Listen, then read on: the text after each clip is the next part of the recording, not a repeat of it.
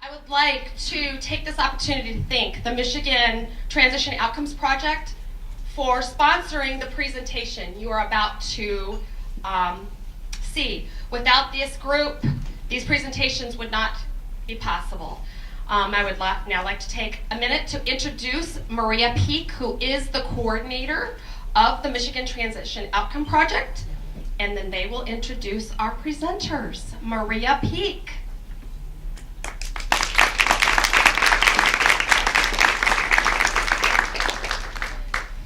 Thank you, Stephanie, and welcome everybody this afternoon. I am so glad today that there's sun shining. I think it was 6 inches of snow last year at this time, so those of you that remember. I also want to thank the Michigan Transition Services Association. As many of you already know, that MTSA and MyTop have worked collaboratively for many years to provide a quality pre-conference for this annual conference.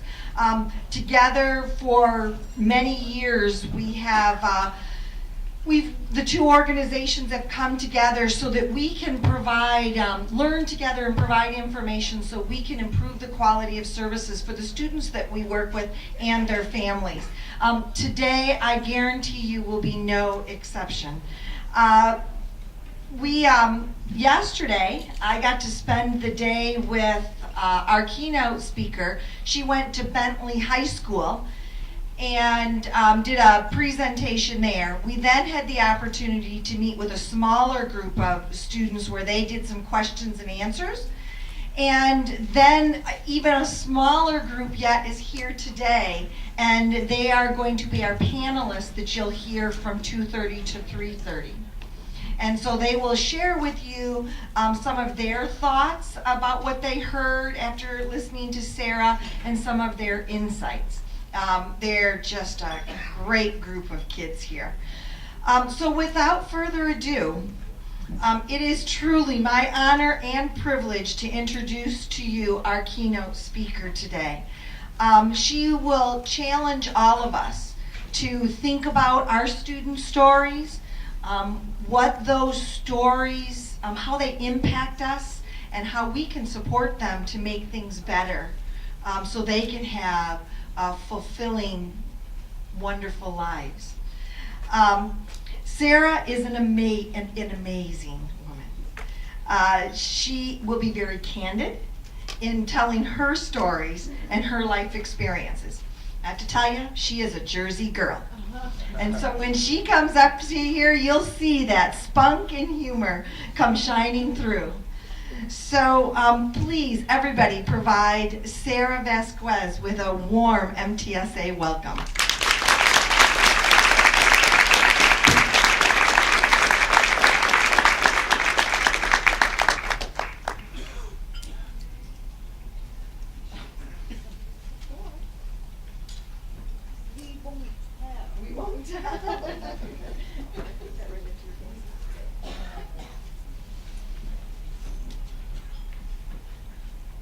I'll get this out of your way, Sarah. Thank you so much.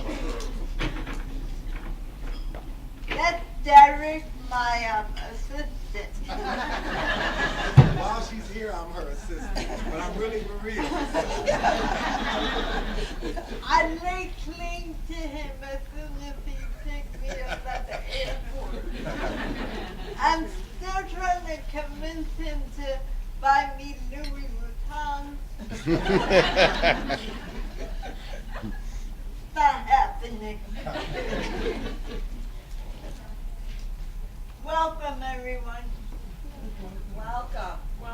Wait a minute, Maria.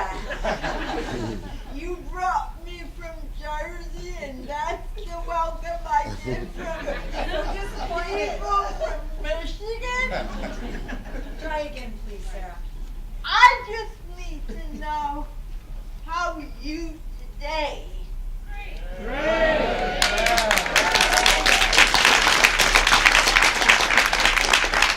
How about over here? Be great. Oh, see? That may have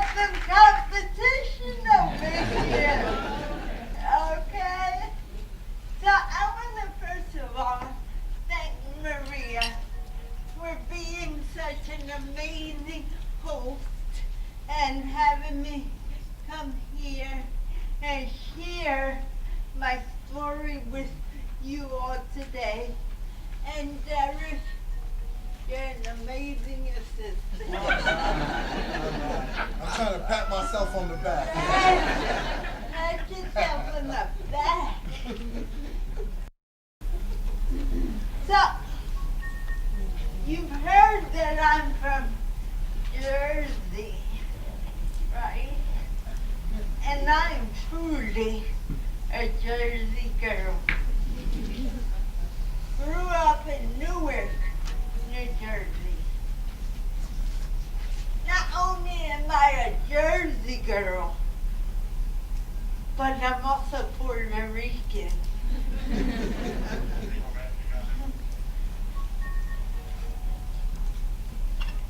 My mother came to the States when I was 4 years old. She tells the story that she was seeking out medical treatment for me and asked for an appointment at the local hospital in Puerto Rico, local meaning 2 hours away. She decided to come to New Jersey, and then the appointment came. We might want to take this over here. Thank you. So, she describes the roads of Puerto Rico as being unpaved. And every time she would walk on these roads in Puerto Rico, rock would get in her shoes. She never wanted cerebral palsy to be the rock in my shoes, especially if they're Louis Vuitton.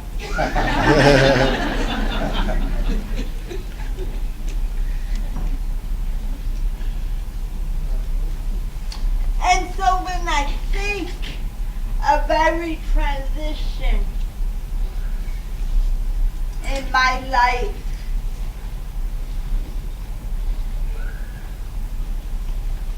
they were met with expectation. From the beginning, my mother had expectation.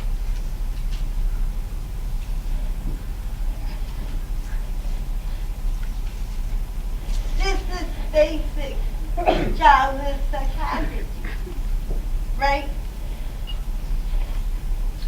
When you have a child, you expect them to sit up, and then you expect them to crawl, and then you expect them to walk. With every expectation, your dream for them grows.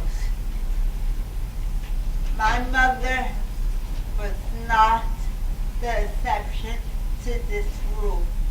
I think she created this rule, to be honest. No, she really did. She has always been my first teacher of expectation. Once we got to good old Jersey, I remember how she would wake me up before she woke up anyone in the house. Now, I grew up with 3 brothers. That's a whole different Keynote.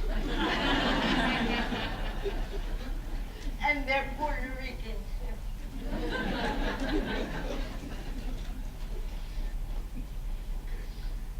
She would wake me up and she would say, Sada, it's time to get ready for school.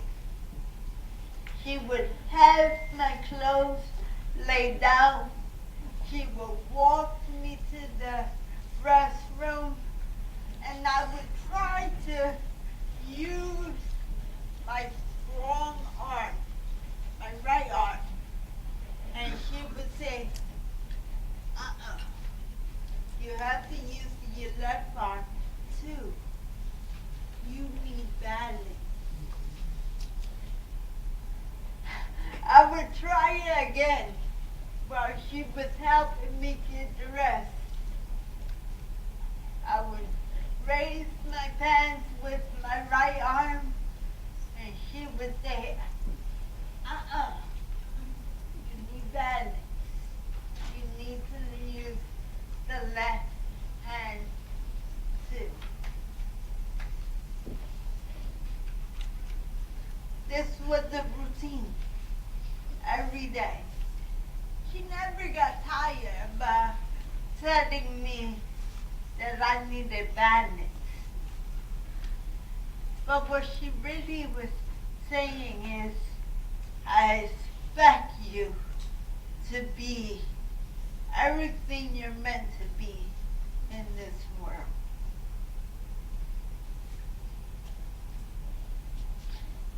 I went to a grammar school that was solely fixed for people with labels of disability. I think it's a world unto its own. It was like entering a world of people that could relate to me. People who used crutches and wheelchairs, who walked differently, who spoke like me. It was safe. See, I grew up in Newark. It was tough. People made fun of me. It was my safety place. In the 8th grade, I learned a word I had never learned before. Mainstream. Mainstream meant that I was going to go to school with the neighborhood kids. The kids that made fun of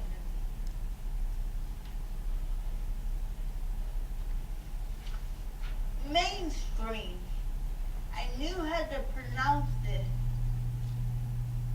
but I didn't know what it meant to me. I knew what they said it meant, but for me, I was lost. So, when I got to high school, I was adamant about not being seen as the girl with cerebral palsy. So I did what everyone else was doing.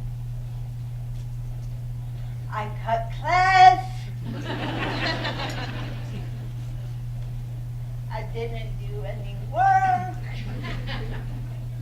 I cursed words I had never learned in speech therapy.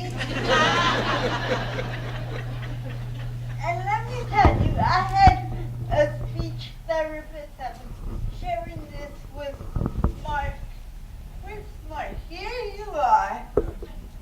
That I had a speech therapist. Her name was Mrs. Bruner for 8 years during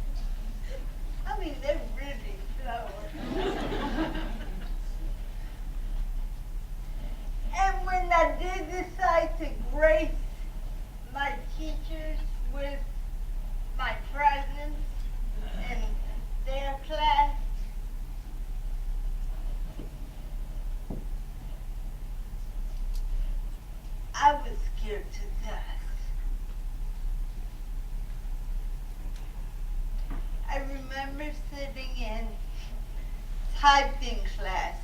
Yes, typing class. I'm dating myself because now they don't have such a thing. And the teacher, her name was Mrs. Wood. She wore an afro. And she had this red pen that she would keep in her afro. And she gave me this assignment.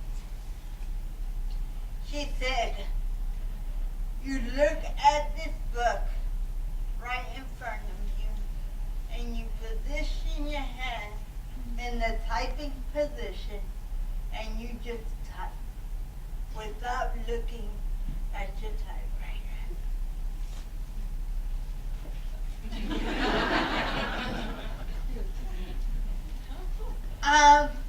Was she serious? Yes, she was. And all I can imagine was Mrs. Wood coming from behind her desk, taking the red pen and making a blood bath of my paper. Because I just knew this thing I had called CP and the tremor that came with having CP wasn't going to allow me to type in that position. So I did what anyone in their right mind would do. I stood up and ran out of class. And I ran to my resource room, where my resource room teacher was, Mrs. Newstatter. And I don't know why I ran to her, because I had a problem with her too. I sure did. See, she wanted to teach me this thing called math. Yeah, math. Who here likes math? See, not many. It's overrated if you ask me.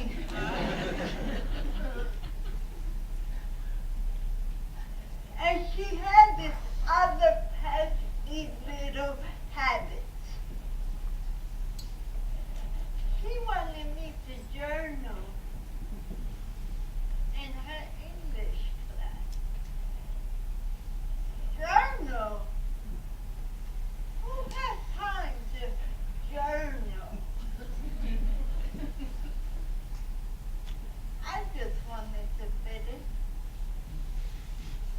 I just wanted to be seen as a typical high school young person.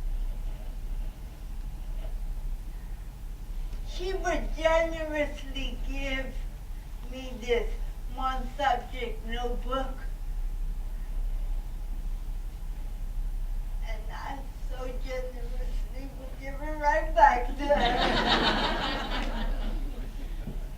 And she kept trying for me to journal, and I kept saying, journal. Until one day, I decided to appease her. Well, I have to tell you that the joke was on me.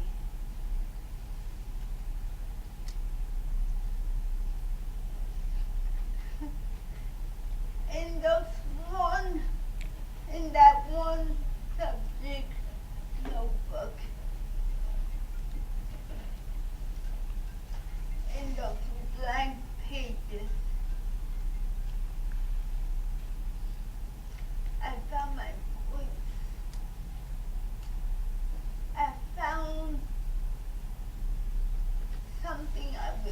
good at.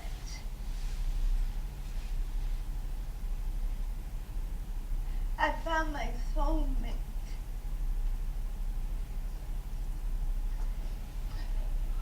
See, Mrs. Newsteader, like my mother, had expectations. He was part of my mother's plan. I think they conspired when I was not looking.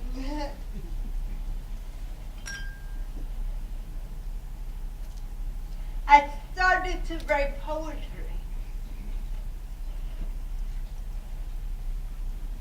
And I started to share my poetry with Mrs. Newsteader. I forgave her for wanting to teach me math. I took past it, right? And she would encourage me to continue to write. So much so that in the school tennis show, he pushed me to be the only solo act in the entire school talent show. And this is big, because in grammar school, it was one building, one floor.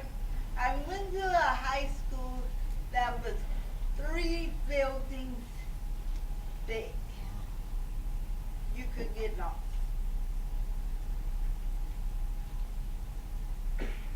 The day of the talent show, I get on stage, the lights are on me, and I start reciting my poem. And right in the middle of the poem, something happened. Something that I had never experienced before in my life. The crowd just starts to clap, laugh. I had to stop reciting my poem. By the time I finished, I got my first standing ovation. The next few days of being in school, people would come up to me and say, "Oh my God, you did so great." I didn't know these people, but they knew me. And they didn't know me for having CP.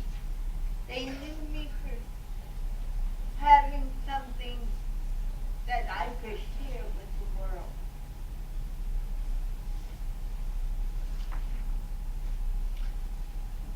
Even though I was in the resource room, Mrs. Newsteader was all about elevating me. She believed in my potential. And slowly but surely, I climbed up and transitioned into regular ed. She encouraged me to take regular ed, English, psychology, science.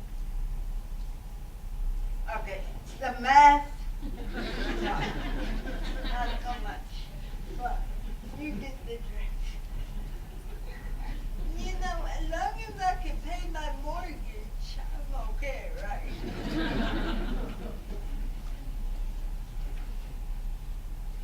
Along with my mother and Mr. Newsteader, I connected to a goal that I always wanted to achieve. And that was to go to college. I have a cousin. He's older than me. And my grandmother used to rave about how Milagros went to school and got all these degrees. the most prestigious thing anyone could do to go to college. So,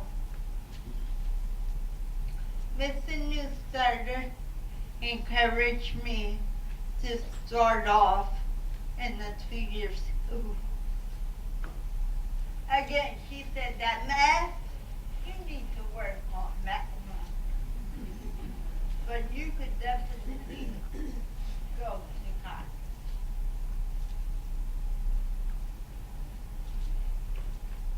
He had a this is not really happening. Thank you. Is that better? Yes.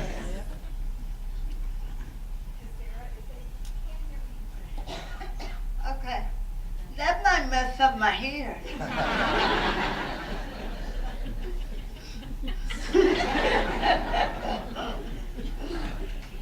So I went to a 2-year college, and yes, I finally passed college algebra and got into Rutgers University.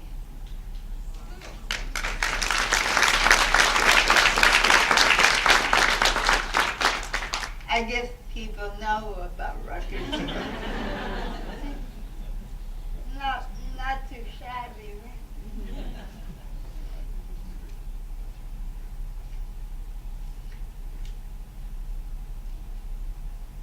The experiences with my mother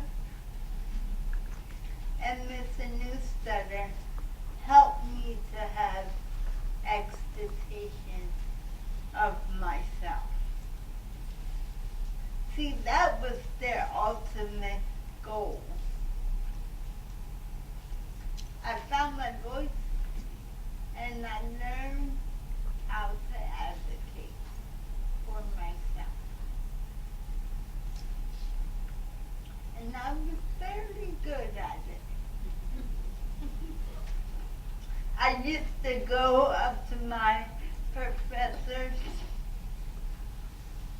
and say, this is what I need to be okay in this class. I tried the note takers. They didn't work. See, I had learned that I learn best by listening and reading. I could listen to a lecture,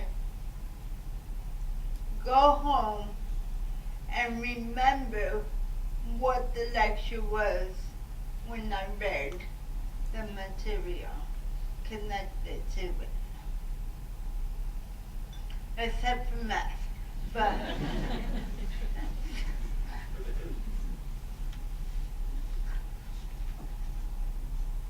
and most of my professors were really cool about accommodating me. Until this one professor. There's always one, right? But what I learned from my mother and from Mrs. Newstarter was that anything worth having, when you're on the verge of accomplishing a dream, that you're challenged the most.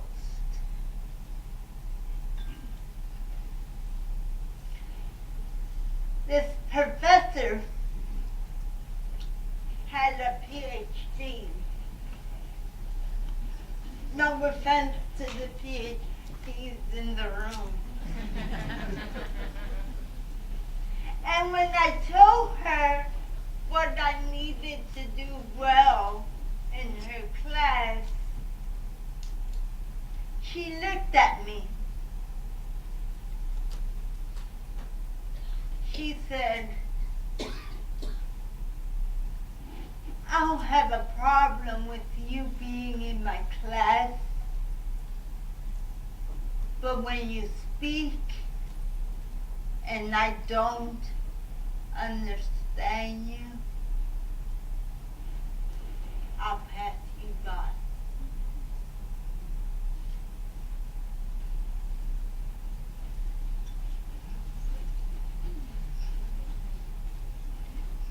So imagine being in the one place you want to be in the most, on the cusp of accomplishing your dream. And someone telling you, someone with power, telling you, you don't belong.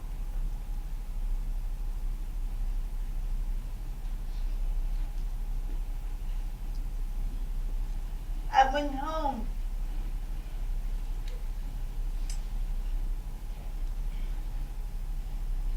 and thought about dropping the class.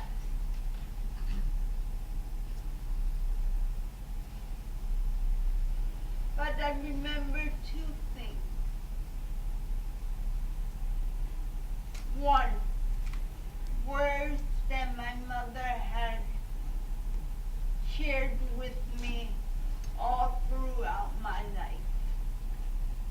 Words that helped me to climb the ladder of expectation. She said, you can do anything you put your mind to. The second thing I thought about was my middle brother, Roberto. I tell you about these Puerto Rican brothers I had, right? They all influenced my life in an amazing way. But Roberto, he in particular was the one I wanted to be like. Now, Roberto could read in 2 languages at the age of 4.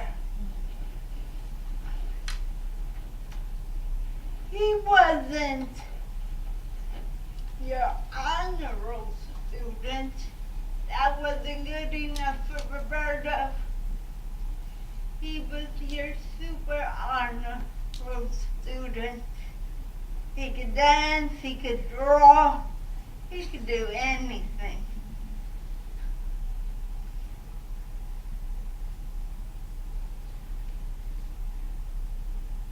And by the time I was in junior at Rutgers, I saw my life without him. Because he died in the accident.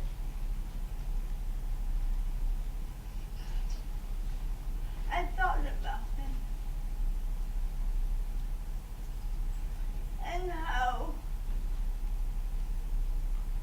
he wasn't going to ever be able to live out his dreams here on earth.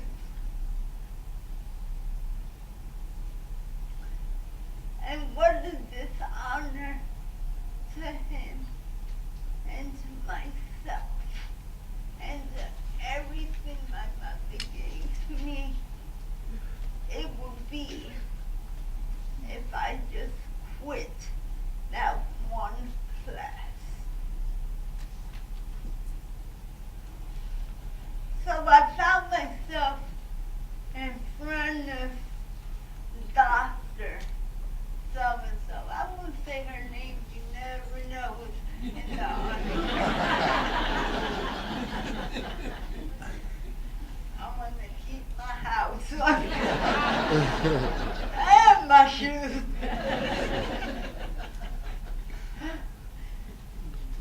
And I told her, I don't expect you to treat me with any special treat me. But I do expect you to treat me with the same level of respect you would any other student in your class. She understood every word that came out of my mouth. That day, and from that day forward, I sat right in the front. I didn't want her to forget.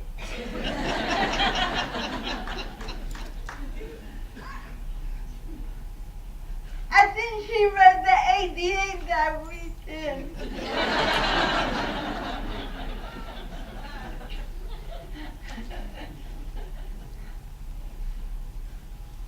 I graduated the following year with a degree in psychology and English. It was cool.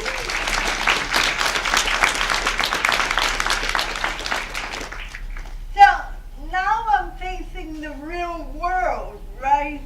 I got that college degree in my hand that people always say you need. I went shopping. No, really, I went shopping.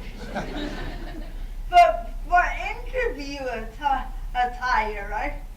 The flags, the nice shirt, right? I have my degree in one hand, my resume in the other. I'm ready for this real world I've been hearing about, right? I thought I had it in the bag, right? So I go on these interviews. Nothing is happening.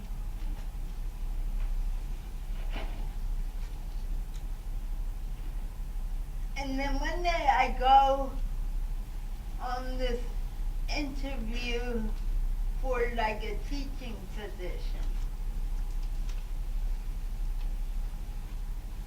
And I walk into the school, and the lady that's going to interview me meets me in the hallway.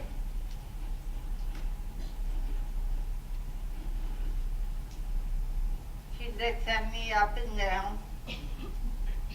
I went shopping. But she looked at me up and down.